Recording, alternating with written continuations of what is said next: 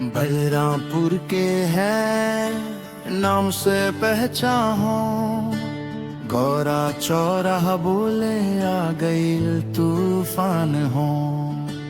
देवरा के इलाका सब जाने ला रेला, नजर झुका के बोले लोग इलाका केला न खेदा। माटी से जुड़ल बानी मिजाज में गर्मी, सीधा साधा दिखे पर बात में है सख्ती। गलत राह हम ना सच के साथ खड़ा, जो टेढ़ा बोले सामने उसको मिले लाई ना सधा।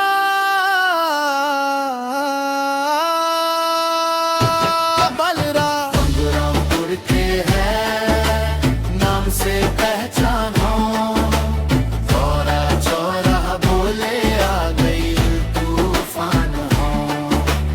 देवरा की गली बोले ये छोरा अलग है, भीड़ में चले अकेला हौसला बेधड़क है।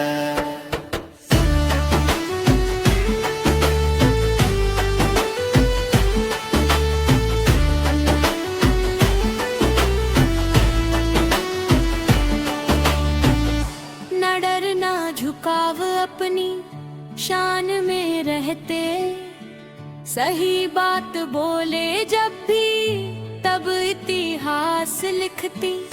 ना हम गुंडा गर्दी ना बेवजह का शो, इज्जत से जीना सीखो यही बलरामपुर का जोरो।